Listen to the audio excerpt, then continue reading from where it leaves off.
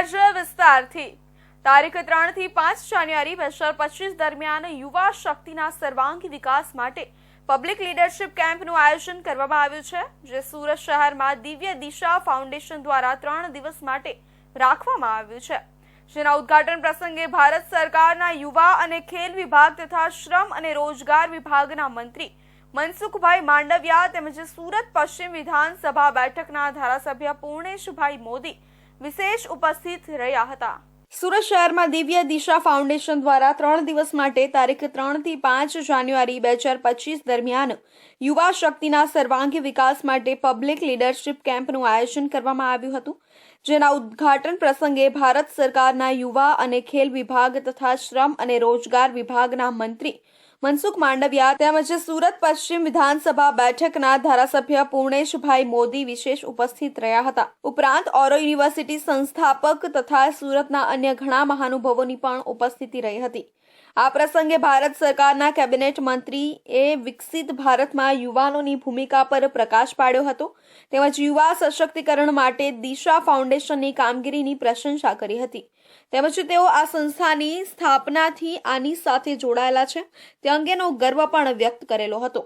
ચારિત્ર્ય નિર્માણ દ્વારા રાષ્ટ્ર નિર્માણ માટે કાર્યરત દિશા ફાઉન્ડેશનની આવી નેતૃત્વ વિકાસ માટેની પ્રવૃત્તિઓમાં જોડાવવા તેઓએ યુવાનોને આહ્વાન પણ કર્યું હતું।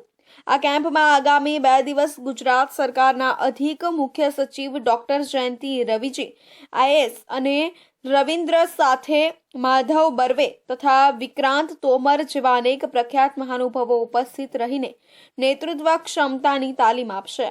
एक हमारा संकल्प है, हम विकसित भारत बनाएंगे। दूसरा संकल्प है 25 साल में हम गुलामी की मानसिकता का त्याग करेंगे, क्योंकि ये देश 2000 साल तक परतंत्र रहा है। कभी हमारे पर हुणों ने शासन करा, कभी शकों ने शासन करा। 1000 साल तक हिंदुस्तान पर आक्रांताओं ने शासन करा, 240 साल तक अंग्रेजों ने शासन करा। 2000 साल की परतंत्रता के बाद हिंदुस्तान आजाद हुआ है। ये देश में कई ऐसे प्रतीक हैं जो देश की गुलामी का घोषित है, गुलामी के समय को प्रतिबिंबित करते हैं, उसको हमें हटाना है।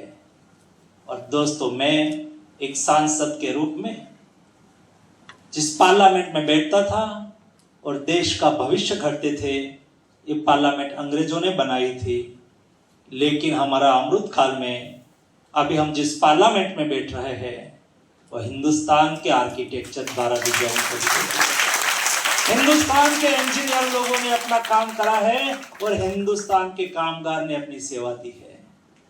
दोस्तों, 26 जनवरी में हम राजपथ पर परेड देखते हैं। ये राजपथ पर जब परेड होती है और ये परेड और ये राजपथ राष्ट्रपति भवन तक जाता है, विकसित भारत बनाने के लिए मोदी जी ने कहा कि डेमोक्रेटिक सिस्टम में कोई शासक नहीं होता है, सब लोग अपना कर्तव्य का निर्वहन करता है। राष्ट्रपति महोदया, राष्ट्रपति जी राष्ट्रपति भवन में अवश्य बैठते हैं, लेकिन नेशन के प्रति अपना कर्तव्य का निर्वहन करने के लिए बैठते हैं। यहाँ कोई राजपथ नहीं होता है, ये रास्ता का नाम आज कर्तव्य पथ बन गया है। અરુણ સિંહ અને રાજ્યની ઉપસ્થિતિમાં અટલ ભવન સિલવાસામાં ભાજપ પ્રદેશ અધ્યક્ષ દીપેશ ટંડેલની અધ્યક્ષતામાં કોર કમિટીની બેઠક યોજાઈ હતી। બેઠકો રાજ્યમાં ચાલી રહેલા સંગઠન મહોત્સવ અંતર્ગત મુખ્ય વિષય વિભાગીય પ્રમુખો અને જિલ્લા પ્રમુખોની નિમણૂકનો હતો। ઉપરાંત રાજ્યસભાના સાંસદ અરુણ સિંહ તેમના રોકાણના પ્રથમ દિવસે કેન્દ્ર શાસિત પ્રદેશ દાદરા નગર હવેલી અને દમણ દીવની 2 દિવસીય મુલાકાતે આવી પહોંચ્યા હતા। ભારતીય જનતા પાર્ટીના રાષ્ટ્રીય મહાસચિવ, કેન્દ્રીય કાર્યાલય પ્રભારી અને રાજ્યસભાના સાંસદ અરુણ સિંહ તેમના રોકાણના પ્રથમ દિવસે કેન્દ્રીય શાસિત પ્રદેશ દાદરા નગર હવેલી અને દમણ દીવની 2 દિવસીય મુલાકાતે આવી પહોંચ્યા હતા। અરુણ સિંહ અને રાજ્યની ઉપસ્થિતિમાં અટલ ભવન સિલવાસામાં ભાજપ પ્રદેશ અધ્યક્ષ દીપેશ ટંડેલની અધ્યક્ષતામાં કોર કમિટીની બેઠક યોજાઈ હતી।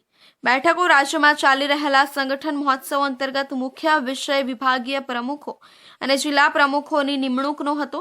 ઉપરોક્ત બેઠકો પછી અરુણ સિંહની હાજરીમાં અટલ ભવન ખાતે આયોજિત એક કાર્યક્રમમાં દાદરા નગર હવેલીના 3 જિલ્લાના નવનિયુક્ત બોર્ડ પ્રમુખોને પ્રમાણપત્રો અને પુષ્પગુચ્છ આપીને સન્માનિત કરવામાં આવ્યા હતા। देखिए 21 मंडल अध्यक्ष जिनकी अभी चुनाव हुआ वो चुने गए हैं, वो आज कार्यक्रम में भाग लिए।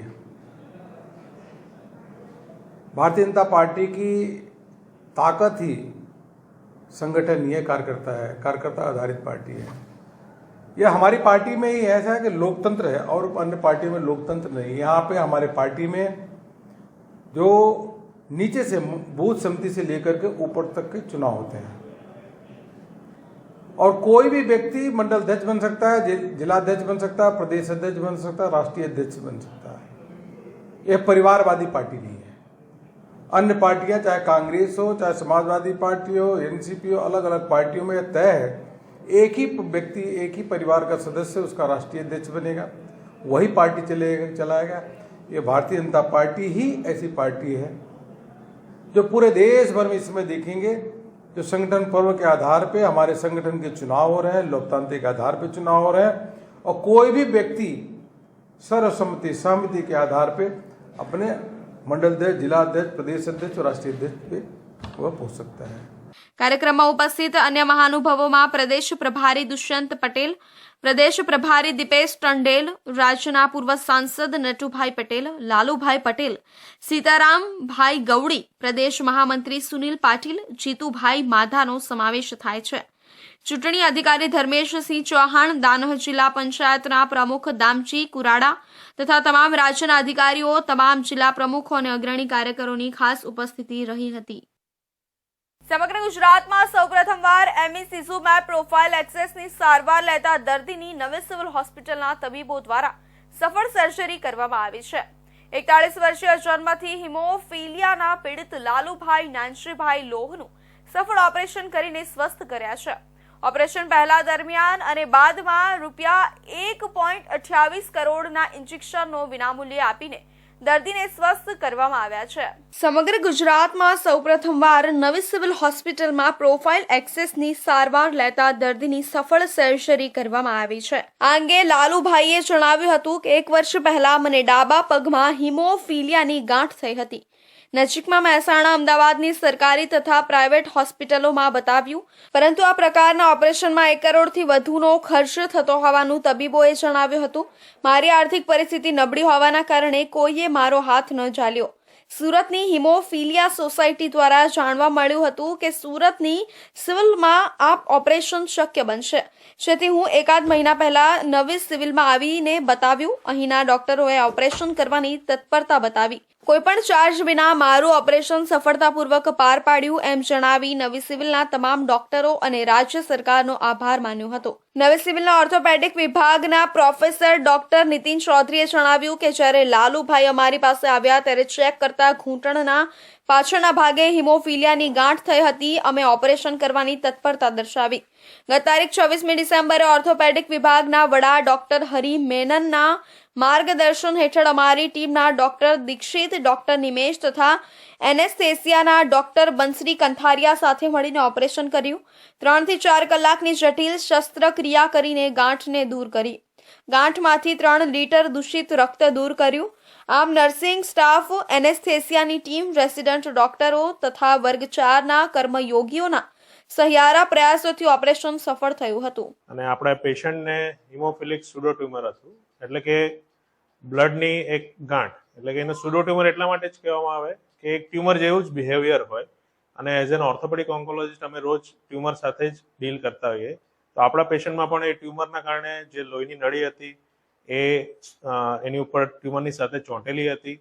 તો એ અમારે જાળવીને સાચવીને લોહીની નળીને અલગ કરીને જે અંદરનું જે ટ્યુમર હતું એ અમારે કાઢવાની સર્જરી કરવી પડી અને એ અમારા ટીમ અપ્રોચ દ્વારા સારી રીતના અમે પાર પાડી શક્યા અને એનાથી પેશન્ટને મેક્સિમમ બેનિફિટ આપી શક્યા।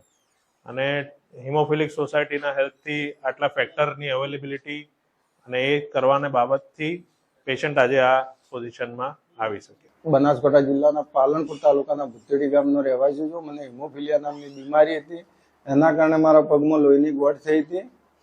તો મેં લોહીની ગોઠ માટે પાલનપુર, મહેસાણા, પછી પાટણ, અમદાવાદ વગેરે જગ્યાએ સરકારી અને પ્રાઇવેટ હોસ્પિટલોમાં પણ બતાવ્યું. કોઈ સર્જરી કરવા તૈયાર નહોતું અને સર્જરીનો ખર્ચો 1 કરોડ ઉપરનો પ્રાઇવેટે કીધું, જે મારી માટે અશક્ય હતું. પછી મને હિમોફિલિયા સોસાયટી સુરત દ્વારા જાણવા મળ્યું, તો હું સિવિલ હોસ્પિટલ સુરતમાં આવ્યો. જ્યાં સિવિલ સુરત હોસ્પિટલમાં ચૌધરી સાહેબ ઓર્થોપેડિકને અમે મળ્યા, તો એમને કીધું કે તમારી સર્જરી થઈ જશે. અને મારી સર્જરી એમને કરી, નિઃશુલ્ક કરી, 1 રૂપિયાના ખર્ચ વગર. અને મારી સુખ શાંતિ સર્જરીથી જે હું હવે નોર્મલ હરીફરી શકું છું, એ બદલ હું સિવિલ હોસ્પિટલનો અને મારી સર્જરી કરી સાહેબનો અને દરેકનું જેને પણ મને મદદ કરી, મારી સોસાયટી, હોસ્પિટલ અને બીજા કોઈ પણ, એનો હું દિલથી આભાર માનું છું. ટીમના સાથીઓ ઓર્થોપેડિક ડોક્ટર રાહુલ પરમારે વધુ વિગતો આપતા જણાવ્યું હતું કે લાલુભાઈને બ્લડની ગાંઠ હતી, લોહીની નળી ટ્યુમર સાથે ચોંટેલી હતી. ઓપરેશન દરમિયાન ખાસ તકેદારી રાખીને લોહીની નળીને અલગ કરીને ટ્યુમરને કાઢવામાં આવી હતી. દર વર્ષે તારીખ 4 જાન્યુઆરી એટલે બ્રેલ પદ્ધતિના શોધક લુઈ બ્રેલની જન્મ જયંતિ. લુઈ બ્રેલની યાદમાં વિશ્વ બ્રેલ દિવસની ઉજવણી કરવામાં આવે છે. બ્રેલ પદ્ધતિ અંધજનો માટે વરદાનરૂપ છે, જેની મદદથી તેઓ વાંચી લખી શકે છે. સમગ્ર દક્ષિણ ગુજરાતમાં સુરતમાં ઘોડદોડ રોડ પર આવેલી એકમાત્ર અંધજન શિક્ષણ મંડળ શાળામાં ધોરણ 1 થી 12માં 135 પ્રજ્ઞાચક્ષુ વિદ્યાર્થીઓ બ્રેલ લિપિથી નિઃશુલ્ક અભ્યાસ કરે છે. તારીખ 4 જાન્યુઆરી વિશ્વ બ્રેલ દિવસ હોય છે. આમ સુરતમાં ઘોડદોડ રોડ પર આવેલી એકમાત્ર અંધજન શિક્ષણ મંડળ શાળામાં ધોરણ 1 થી 12માં 135 પ્રજ્ઞાચક્ષુ વિદ્યાર્થીઓ બ્રેલ લિપિથી નિઃશુલ્ક અભ્યાસ કરે છે. આચાર્ય મનીષાબેન ગજ્જરે જણાવ્યું હતું કે બ્રેલ લિપિ પ્રજ્ઞાચક્ષુઓના વિચારોને અક્ષરદેહ આપતું માધ્યમ છે. રાજ્ય સરકારના સમાજ કલ્યાણ વિભાગ દ્વારા પ્રાથમિક શિક્ષણ આપવામાં આવી રહ્યું છે. શાળામાં પ્રજ્ઞાચક્ષુ બાળકો પોતાની ઉણપને ઓળંગી બ્રેલ લિપિના માધ્યમથી આંગળીઓના સ્પર્શ વડે વાંચતા લખતા શીખી રહ્યા છે. એટલું જ નહીં, સાથે સાથે બ્રેલ લિપિમાં કવિતાઓ ગાવાનો અદમ્ય ઉત્સાહ છે. પ્રજ્ઞાચક્ષુઓ માટે 6 ટપકાની બ્રેલ લિપિ આંખ સમાન છે.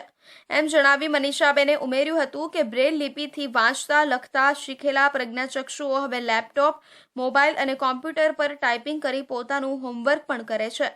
આ વર્ષે સમગ્ર ગુજરાતમાં અંધજન શિક્ષણ મંડળ શાળા 2 વિદ્યાર્થીઓ ધોરણ 12ની બોર્ડની પરીક્ષા ટાઈપરાઇટરની મદદ વગર પોતાની જાતે લેપટોપ પર પરીક્ષા આપશે. તેમને પ્રશ્નપત્ર બ્રેલ લિપિમાં આપવામાં આવશે, પણ તેઓ સામાન્ય બાળકોની જેમ જ ટાઈપ કરીને જવાબ ટાઈપ કરશે, જેની પ્રિન્ટ કોપી લઈને પુરવણી સાથે જોડી દેવામાં આવશે. આ લેપટોપમાં માત્ર સ્ક્રીન રીડ કરતી એપ્લિકેશનની મદદથી સ્ક્રીન પરની સૂચના વિદ્યાર્થીઓને સરળતાથી જાણવામાં મદદરૂપ થશે, એમ તેમણે જણાવ્યું હતું. મારું નામ મનીષા ગજ્જર છે. હું અંધજન શિક્ષણ મંડળ સંચાલિત ગોરધનદાસ રણછોડદાસ ચોખાવાડા માધ્યમિક શાળા, પ્રજ્ઞાચક્ષુ ઉચ્ચતર માધ્યમિક શાળા, અંબાબેન મગનલાલ અંધજન શાળામાં આચાર્ય તરીકે ફરજ બજાવું છું. અહીંયા અમારી શાળાની અંદર વિદ્યાર્થીઓને ધોરણ 1 થી 12 સુધીનું શિક્ષણ આપવામાં આવે છે, જેમાં ફક્ત પ્રજ્ઞાચક્ષુ વિદ્યાર્થીઓ અભ્યાસ કરે છે, જેમાં 40% ઉપર બ્લાઇન્ડનેસ ધરાવતા અને સિવિલ સર્જનનું સર્ટિફિકેટ ધરાવતા વિદ્યાર્થીઓને પ્રવેશ આપવામાં આવે છે. બ્રેલ એ સ્પર્શેન્દ્રિય લેખન પ્રણાલી છે. બ્રેલે સૌપ્રથમ 1829માં બ્રેલ લિપિ સિસ્ટમ પ્રકાશિત કરી હતી. અંધજનો માટે લુઈ બ્રેલે આ લિપિ શોધી ઈશ્વરીય કાર્ય કર્યું છે. આ લિપિ ખાસ પ્રકારના ઉભેલા કાગળ પર લખવામાં આવે છે. અગાઉ તેનો કોડ 12 બિંદુઓ પર આધારિત હતો. 12 બિંદુઓને 66ની હરોળમાં મૂકવામાં આવ્યા હતા. જોકે તે સમયે તેમાં વિરામ ચિહ્નો, સંખ્યાઓ અને ગાણિતિક ચિહ્નો હાજર ન હતા. લુઈસ બ્રેલે 64ને બદલે 6 પોઈન્ટનો ઉપયોગ કરીને 12 અક્ષરો અને ચિહ્નોની શોધ કરીને આમાં વધુ સુધારો કર્યો, જે વિરામચિહ્નો, સંખ્યાઓ, વિસ્તરણ અને સંગીતના સંકેતો લખવા માટે જરૂરી પ્રતીકો પણ પૂરા પાડે છે. હવે સમજશે એક વિરામ. સુરતની ડોક્ટર હેગડેવાર સ્મૃતિ સેવા સમિતિ દ્વારા આગામી 5મી જાન્યુઆરીના રોજ run for girl child marathon દોડનું આયોજન કરવામાં આવ્યું છે. આ દોડના આયોજનનો ઉદ્દેશ્ય દીકરીઓ કલ્યાણ અને શિક્ષા માટે સમાજને જાગૃત કરવાનો છે. આગામી 5મી જાન્યુઆરીના રોજ સુરતની ડોક્ટર હેગડેવાર સ્મૃતિ સેવા સમિતિ દ્વારા run for girl child marathon દોડનું આયોજન કરવામાં આવ્યું છે. સંસ્થા વતી માહિતી આપતા મંત્રી નીતિન પટેલે કહ્યું કે દીકરીઓને સશક્ત બનાવવા અને તેમના કલ્યાણ અને શિક્ષણ માટે સરકાર દ્વારા તો પ્રયત્ન થઈ રહ્યા છે, પણ સાથે જ સમાજ અને સામાજિક સંસ્થાઓની પણ આ જવાબદારી છે, જેને ધ્યાનમાં રાખીને ડોક્ટર હેગડેવાર સ્મૃતિ સેવા સમિતિ દ્વારા આગામી 5મી જાન્યુઆરીના રોજ સુરત ખાતે AMNS run for girl child marathon દોડનું આયોજન કરવામાં આવ્યું છે. 5મી જાન્યુઆરીએ સવારે 5:45 વાગ્યે વીર નર્મદ દક્ષિણ ગુજરાત યુનિવર્સિટી ખાતેથી દોડ શરૂ થશે. દોડનું સમાપન પણ ત્યાં જ થશે. 21 કિલોમીટર, 10 કિલોમીટર, 5 કિલોમીટર અને 2 કિલોમીટર એમ કુલ 4 કેટેગરીમાં આ મેરેથોન દોડ યોજાશે. દોડના અંતે અલગ અલગ 96 કેટેગરીમાં વિજેતાઓને 15 લાખ રૂપિયાના ઇનામો આપી સન્માનિત કરવામાં આવશે. સંસ્થા વતી લોકોને અપીલ કરી હતી કે હજી પણ 10 અને 21 કિલોમીટરના રજીસ્ટ્રેશન શરૂ છે. રન ફોર ગર્લ ચાઇલ્ડ આ થીમને લઈ અને એક ખૂબ મોટી મેરેથોન અમે કરવા જઈ રહ્યા છીએ. 5 જાન્યુઆરી VNSU થી આ દોડની શરૂઆત થશે. 21 કિલોમીટર, 10 કિલોમીટર, 5 કિલોમીટર અને 2 કિલોમીટર 4 પ્રકારની આની અંદર કેટેગરી છે. સવારના 6 વાગ્યાથી આ દોડની શરૂઆત થશે. ડોક્ટર હેગડેવાર સ્મૃતિ સેવા સમિતિ રાષ્ટ્રીય સેવા ભારતી સાથે સંલગ્ન સુરતમાં કામ કરતી સેવા સંસ્થા છે, જે 1988 થી સેવાકીય પ્રવૃત્તિઓ કરી રહી છે. સમાજના છેવાડાના વ્યક્તિના ઉત્થાન માટે પ્રયાસરત સમાજની અનેક સેવા સંસ્થાઓની જેમ આ સંસ્થા પણ આ સમાજની વચ્ચે કામ કરે છે.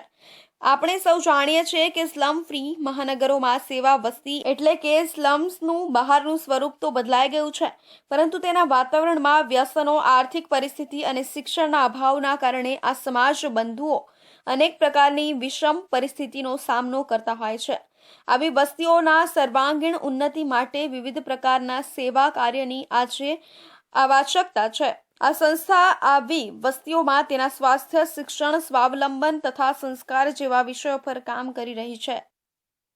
સુરતના ડિંડોલી નવાગામ વિસ્તારમાં 6 બોગસ ડોક્ટરો ઝડપાયા છે. ડમી પેશન્ટો મોકલી ડિગ્રી વગર તબીબી પ્રેક્ટિસ કરી લોકોની જિંદગી સાથે ચેડા કરતા નકલી તબીબોને ડિંડોલી પોલીસ સ્ટેશનની સર્વેલન્સ ટીમે ઝડપી પાડ્યા છે. આ સાથે 52,419 રૂપિયાનો મેડિકલ મુદ્દામાલ પણ કબજે કર્યો છે. પોલીસની પૂછપરછમાં કેટલાક ડોક્ટરોએ જણાવ્યું હતું કે રસેશ ગુજરાતીએ તેમને ડિગ્રી આપી હતી. આ ઝડપાયેલા બોગસ ડોક્ટરમાં 2 મહિલા પણ સામેલ છે. સુરત પોલીસ કમિશનરે શહેરની અંદર ડિગ્રી વગર અથવા બનાવટી ડિગ્રીના આધારે ક્લિનિક ચલાવતા નકલી ડોક્ટરોને પકડવા ખાસ અભિયાન શરૂ કરાવ્યું છે. આ અભિયાન અંતર્ગત ડિંડોલી પોલીસ સ્ટેશનના સિનિયર પોલીસ ઇન્સ્પેક્ટર RJ ચુડાસમાએ સર્વેલન્સ ટીમને સૂચના આપી હતી અને ડિગ્રી વગરના ડોક્ટરોની શોધખોળ શરૂ થઈ હતી. આ દરમિયાન ડિગ્રી વગરના તબીબો પ્રેક્ટિસ કરતા હોવાની બાતમી મળતા પોલીસે ડિંડોલીના નવાગામ વિસ્તારમાં તપાસ કરી હતી. ક્લિનિક ચલાવતા શખ્સોની હકીકત ચકાસવા પોલીસે ડમી પેશન્ટો મોકલ્યા હતા. બોગસ તબીબની ખાતરી થતાં જ પોલીસે મુખ્ય જિલ્લા આરોગ્ય અધિકારીની ટીમ સાથે મળી રેડ કરી હતી. સુરત શહેરના ડિંડોલી પોલીસ સ્ટેશન વિસ્તારમાં કેટલાક વ્યક્તિઓ બોગસ ડોક્ટર તરીકે પ્રેક્ટિસ કરી રહ્યા હોવાની ઇન્ફોર્મેશન ડિંડોલી પોલીસને મળી હતી. આ બાબતને લઈને પોલીસે એકવાર કન્ફર્મ કર્યું હતું, વેરીફાઈ કર્યું અને ત્યારબાદ જિલ્લા આરોગ્યને સંપર્ક કર્યો હતો. જે અનુસંધાને CDMO પોતાની ટીમ મોકલી હતી અને આરોગ્ય વિભાગની ટીમ અને ડિંડોલી પોલીસ સ્ટેશનની ટીમ એમ અલગ અલગ ટીમો બનાવી અને 6 જેટલા આવા ક્લિનિક ઉપર અમે ચેક કર્યું હતું અને કન્ફર્મ કર્યું હતું કે આ ખોટી રીતના પ્રેક્ટિસ કરી રહ્યા છે. આ 6 લોકો ઉપર કાયદેસરની કાર્યવાહી કરવામાં આવી છે, જેમાં BNSની કલમ 125 અને મેડિકલ પ્રેક્ટિશનર જે એક્ટ છે એ અનુસંધાને કલમ 30નો ઉમેરો કરી અને ગુનો દાખલ કરવામાં આવ્યો છે. આરોપી રાજેશ મહાજન ડિંડોલી પ્રિયંકા ટાઉનશીપ વિભાગ 1માં પ્લોટ નંબર 18માં ગુરુકૃપા ક્લિનિક ચલાવતો હતો. આવી જ રીતે આરોપી મહેશ રાજપૂત માયા ક્લિનિક, આરતી દેવી આશી ક્લિનિક, બુદ્ધ દેવકુમાર ચૌહાણ બિહાર ક્લિનિક, મનોરમા પાલ અભય ક્લિનિક અને શરદ પટેલ શ્રી દત્ત ક્લિનિક વગર કોઈ મેડિકલ પ્રેક્ટિસની ડિગ્રી વગર ચલાવતા હતા. સુરતમાં વધુ એક આગની ઘટના સામે આવી છે. પીપલોદ વિસ્તારમાં આવેલા મારુતિ સુઝુકીના શોરૂમમાં આગ ફાટી નીકળી હતી. આ ઘટના અંગેની જાણ ફાયર વિભાગને કરવામાં આવતા 3 ફાયર સ્ટેશનની 7 જેટલી ગાડીઓ ઘટના સ્થળે દોડી આવી હતી આગને કાબૂમાં લેવાના પ્રયાસ કરવામાં આવ્યા હતા. પીપલોદ વિસ્તારમાં ઇસ્કોન મોલની સામે મારુતિ સુઝુકીનો શોરૂમ આવેલો છે. 3 જાન્યુઆરીના રાત્રિના સમયે શોરૂમમાં અચાનક આગ ફાટી નીકળી હતી. શોરૂમના બીજા માળે આગ દેખાતા રસ્તા પર લોકો થંભી ગયા હતા અને આગની જાણ તાત્કાલિક ફાયર વિભાગને કરવામાં આવી હતી. જેના પગલે 3 ફાયર સ્ટેશન, મજુરા, માન દરવાજા અને વેસુ ફાયર સ્ટેશનની 7 જેટલી ગાડીઓ ઘટના સ્થળે દોડી ગઈ હતી. ત્યારબાદ પાણીનો મારો ચલાવીને આગ પર કાબુ મેળવવાના પ્રયાસો શરૂ કરવામાં આવ્યા હતા. ફાયર વિભાગ પાસેથી મળતી માહિતી પ્રમાણે ફાયર વિભાગની 7 ગાડીઓ અને જવાનો દ્વારા પાણીનો મારો ચલાવીને આગ પર કાબુ મેળવવાના પ્રયાસો કરવામાં આવ્યા હતા. પ્રાથમિક તબક્કે આગની ઘટનામાં કોઈ જાનહાનિના સમાચાર નથી આવ્યા. આ સાથે જ ઇલેક્ટ્રિક શોર્ટ સર્કિટ થતા આગ લાગી હોવાનું પ્રાથમિક તારણ છે. ફાયર વિભાગ દ્વારા આસપાસમાં પણ આગ ન ફેલાય તે માટેના પ્રયાસો કરવામાં આવ્યા હતા. 10 વાગ્યાનો સમય હોવાથી ભીડભાડ વધુ ના રહેતા મોટી દુર્ઘટના ટળી હતી. આપણો વેસુ પીપલોદ રોડ છે, એના પર કટારિયાનો શોરૂમ છે. ત્યાં આગ લાગવાનો મેસેજ કંટ્રોલ રૂમને મળતા કંટ્રોલ રૂમ દ્વારા તાકીદે અડાજણ, વેસુ અને મજૂરાની ટીમોને ઘટના સ્થળે મોકલવામાં આવેલી. અહીંયા ઇલેક્ટ્રિક ડકમાં આગ લાગેલી હતી અને એના મારફત ઉપર આગ પસરેલી હતી. તાકીદે ફાયરની ટીમોએ આગ બુઝાવવાની કાર્યવાહી શરૂ કરેલી અને ઉપર તમામ માળો ચેક કરીને આગને કંટ્રોલમાં લીધી છે. અને સાંજનો સમય હોય, બધા કોઈ પણ સ્ટાફ અહીંયા હાજર નહોતો, એટલે અત્યાર સુધી કોઈ પણ જાનહાનિની સંખ્યા મળેલ નથી. આગ 3જા માળ સુધી હતી અને અત્યારે અમારી ટીમો અંદર ઓલરેડી કામગીરી કરી જ રહી છે. અત્યારે ફાયરની 5 થી 6 ટીમો અલગ અલગ મોકલવામાં આવેલી હતી અને એ જેમ જેમ આગ કંટ્રોલમાં આવે છે એને પરત કરી. ફાયર વિભાગ જ્યારે ઘટના સ્થળે પહોંચ્યો ત્યારે આગે ભીષણ રૂપ ધારણ કરી લીધું હતું. 4 માળ સુધી આગ પ્રસરી ગઈ હતી. કટારિયા મારુતિ સુઝુકીના શોરૂમમાં ગ્રાઉન્ડના 4થા માળમાં કેબલની લાઇન્સમાં આગ લાગી હતી. શોરૂમમાં કોઈ ન હોવાથી મોટી જાનહાનિ ટળી હતી. 4 માળના કેબલ અને ફર્નિચર સહિત 2 કાર બળીને ખાખ થઈ ગઈ હતી, જેથી લાખોના નુકસાનની આશંકા સેવાઈ રહી છે. ગ્રામ પંચાયત રાંધા કિલવાણીમાં ગ્રામ સભા યોજાઈ હતી. દમણ અને દીવ અને મુખ્ય કાર્યકારી અધિકારી જિલ્લા પંચાયત દાદરા અને નગર હવેલી સેલવાસના આદેશ મુજબ જીપીડીપી ગ્રામ સભા રાખવામાં આવી હતી, જેમાં સરકારની યોજનાઓની જાણકારી લોકોને આપી હતી અને યોજના લાગુ પાડી ગામ સમૃદ્ધ અને હેલ્ધી બને તે અંગેની ચર્ચા કરવામાં આવી હતી. ગ્રામ પંચાયત રાંધા કિલવાણીમાં ભારત સરકાર પંચાયતી રાજ મંત્રાલયની મિનિસ્ટર ઓફ ડેવલપમેન્ટ પંચાયતી રાજના નિર્દેશ મુજબ તથા પંચાયતી રાજ અને રૂરલ ડેવલપમેન્ટ સેક્રેટરી દાદરા અને નગર હવેલી અને દમણ અને દીવ અને મુખ્ય કાર્યકારી અધિકારી જિલ્લા પંચાયત દાદરા અને નગર હવેલી સેલવાસના આદેશ મુજબ જીપીડીપી ગ્રામ સભા રાખવામાં આવેલી હતી. આ ગ્રામ સભામાં સરકારની યોજનાઓની જાણકારી ગામના સૌથી જરૂરિયાતમંદ લોકો સુધી સફળતાથી પહોંચાડી તેઓને આ યોજનાને લાભ સરળતાથી મળી રહે તથા યોજના લાગુ પાડી ગામ સમૃદ્ધ અને હેલ્ધી બને તે બાબતની ચર્ચા વિચારણા કરવામાં આવી હતી. અને વર્ષ 2025-26ના એક્શન પ્લાનમાં વિવિધ કામોને લઈ ગ્રામ પંચાયતની વિકાસ ગાથાને આગળ વધાવી શકાય. किलौनी पंचायत और रांधा पंचायत में दोपहर 3 बजे से 5 बजे रांधा पंचायत के अंदर रहेंगे. अभी आपने देखा कि यहाँ पे किलौनी पंचायत के अंदर गाँवजनों ने अपनी समस्याओं का भी हमें बताया कि क्या क्या समस्या है. बहुत सारी समस्या ऐसा है जिनको हम कार्य ऑलरेडी स्टार्ट कर चुके हैं. कई लोगों के रास्ते के बारे में उनकी रजूआत थी, लेकिन वो रास्ते माननीय हमारे प्रशासक श्री ने बहुत अच्छे रोड बनाने का जो संकल्प किया है उसके अंदर बहुत सारे रोड लिए गए हैं. किलौनी पंचायत में स्पेशल ग्राम सभा रखी गई. 2 जीपीडीपी का जो एनुअल प्लान जो भी हम लेने वाले हैं उसके संदर्भ में आज किलौनी पंचायत पे ग्राम सभा रखा गया था. मैं यहाँ पे जो भी आए थे जिला पंचायत के डीपीओ, हर एक डिपार्टमेंट से स्टाफ आए थे और गांवजनों के बीच हमने 2025-26 का एनुअल एक्शन प्लान जो लेना है उसके बारे में माहिती दी और सभी किलौनी पंचायत के गांव वालों ने उसमें बढ़ चढ़ के हिस्सा लिया. જેમાં ગ્રામ પંચાયત સરપંચ, જિલ્લા પંચાયત સભ્ય, ડીપીઓ પંકજ પરમાર તેમજ પંચાયતના તમામ સભ્યો, સ્વાસ્થ્ય વિભાગના અધિકારી, NRLM વિભાગ, એજ્યુકેશન વિભાગ, એગ્રીકલ્ચર વિભાગ, RCT, SC/ST વિભાગ, સોશિયલ વેલફેર વિભાગ, એગ્રીકલ્ચર વિભાગ, મામલતદાર વિભાગ પશુપાલન વિભાગ તથા ગામના અગ્રણી નાગરિક તેમજ પંચાયત વિસ્તારના ગ્રામજનોએ હાજરી આપી ગ્રામસભાને સફળ બનાવી હતી. જર્જરિત આંગણવાડીના પગલે દેશનું ભાવિની અવદશા જોવા મળી હતી. ડાંગ જિલ્લાના મુખ્ય મથક આહવા ખાતે આવેલા જવાહર કોલોનીમાં આંગણવાડી અત્યંત જર્જરિત હાલતમાં જોવા મળી રહી છે. છેલ્લા 1 વર્ષથી બાળકો આંગણવાડી વિહોણા બન્યા છે, ત્યારે બાળકો લોકોના ઓટલા પર બેસીને અભ્યાસ કરવો પડી રહ્યો છે. ડાંગ જિલ્લાના મુખ્ય મથક આહવા ખાતે આવેલા જવાહર કોલોનીમાં આંગણવાડી અત્યંત જર્જરિત હાલતમાં જોવા મળી રહી છે. છેલ્લા 1 વર્ષથી બાળકો આંગણવાડી વિહોણા બન્યા છે, ત્યારે બાળકોએ લોકોના ઓટલા પર બેસીને અભ્યાસ કરવો પડી રહ્યો છે. ત્યારે વહીવટી તંત્રના અધિકારીઓની બેદરકારી સ્પષ્ટપણે જોવા મળી રહી છે. 6 વર્ષથી નાની ઉંમરના બાળકોના શિક્ષણ અને પોષણ માટે કેન્દ્ર સરકારના સહયોગથી રાજ્યમાં આંગણવાડી કેન્દ્ર ચલાવવામાં આવે છે. સરકાર દર વર્ષે બાળકોના વિકાસ માટે મસમોટું બજેટ બહાર પાડતી હોય છે. તેમ છતાં રાજ્યમાં અનેક આંગણવાડી કેન્દ્રમાં દુર્દશા જોવા મળી રહી છે અને બીજી બાજુ સરકાર કુપોષણ દૂર કર્યાના આંકડા ઊભા કરીને સબ સહી સલામત હોવાના દાવા કરી રહી છે. ખોબલે મતોથી વિજેતા થયેલા નાયબ મુખ્ય દંડક એવા વિજયભાઈ પટેલ જિલ્લાના મુખ્ય મથકના જવાહર કોલોનીમાં જર્જરિત બનેલી આંગણવાડી મકાનને તોડી નવા મકાન બનાવવા યોગ્ય કાર્યવાહી હાથ ધરે તે જરૂરી છે. ત્યારે વહીવટી તંત્રની બેદરકારી અને ઢીલી નીતિના કારણે ભાવિ ભવિષ્યને પાયાનું શિક્ષણ પણ યોગ્ય રીતે નસીબ નથી થઈ રહ્યું. દાનહના અથાલ રોડ પર ટ્રકોના અવૈધ પાર્કિંગથી વાહન ચાલકો પરેશાન થઈ રહ્યા છે. ટ્રકોના અવૈધ પાર્કિંગના પગલે અથાલ રોડ પર અકસ્માત થવાની ભીતિ લોકોમાં સેવાઈ રહી છે. અવૈધ પાર્કિંગને કારણે શાળા નોકરીએ જતા લોકોના જીવને જોખમ ઊભું થઈ રહ્યું છે. સ્થાનિક રહેવાસીઓ આ સમસ્યાથી ખૂબ જ પરેશાન થઈ રહ્યા છે. આમ જો આ સમસ્યાનો ઉકેલ ન કરાય તો કોઈ મોટી દુર્ઘટના ઘટી શકે છે. દાનહના અથાલ રોડ પર ટ્રકોના અવૈધ પાર્કિંગના કારણે વાહન ચાલકોને ભારે તકલીફનો સામનો કરવો પડી રહ્યો છે. ટ્રાફિક અવરજવર માટે મહત્વના આ માર્ગ પર મોટા પ્રમાણમાં ટ્રકો રાત્રિ અને દિવસ દરમિયાન પાર્ક થાય છે, જે વાહન ચાલકો માટે જોખમ ઊભું કરે છે.